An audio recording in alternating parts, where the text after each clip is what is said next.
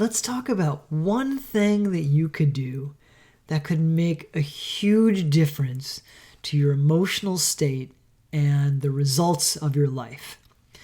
Now, spoiler alert, here it is. It's called surrender. Now, stay with me here because surrender means something in a certain context that you wouldn't think that it means. It's not giving up on something. It's not that classic meaning of surrender in a war where one side beats the other and one person has to give up things and loses all this stuff. I'll tell you a quick story. So about 18 years ago, I worked as a wilderness field guide with young people who were really struggling. In fact, it was with young adults who had addiction issues, substance abuse issues. And I'd spend about a week out in the wilderness with them. These were like 19 to 26-year-olds. I think I was probably 27 or something at that time. And we would spend a week, 2 weeks at a time together, and they lived out there for maybe 2 or 3 months. And they got sober, and they learned a lot about themselves, and they had a really profound experience.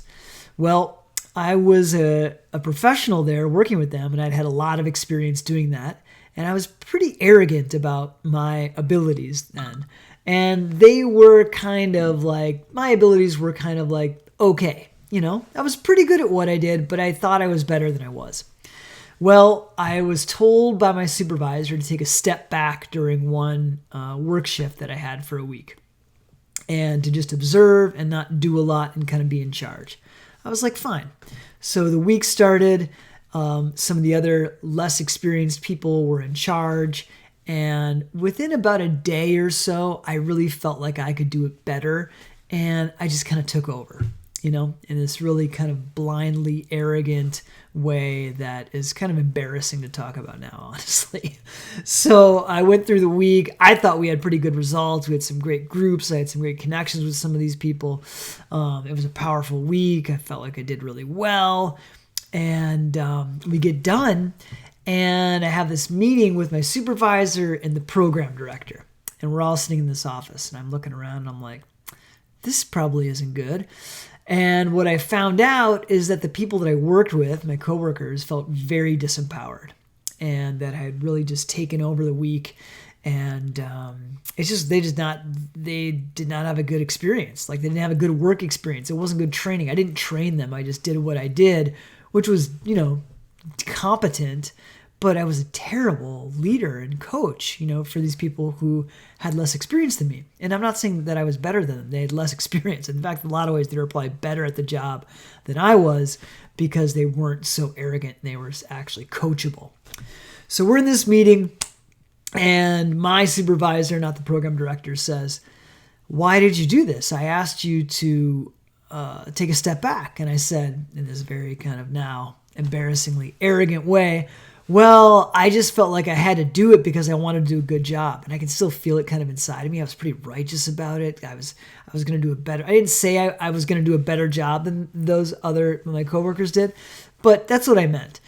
And the program director, who was a very kind of wise older gentleman who'd been around for a long time, seen a lot of D-bags like me before, to be honest. And he said, let me tell you a story. And he tells this story. So here's the story within the story, a little inception here for you.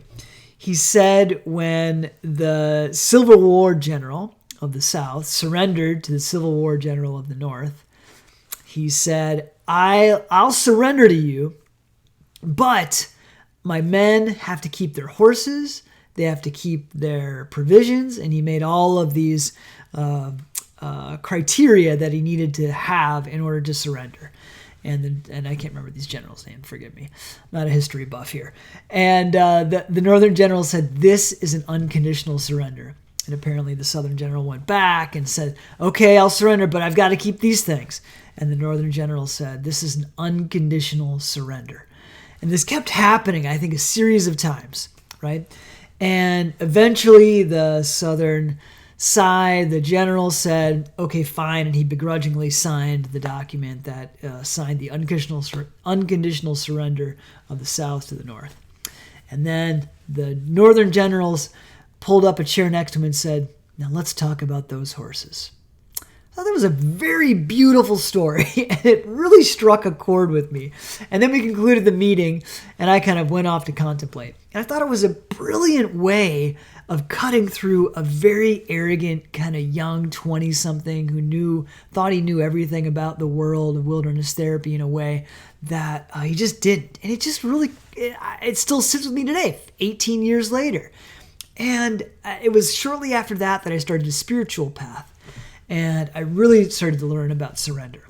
So all this to say, if you're struggling with something, consider surrendering to an aspect of yourself that's stronger than you think, that knows more about what you can do and what you're up to and what you're capable of than you do, that needs you to get better, that wants you to get better, that's yearning for you to feel better and to do greater and better things with yourself.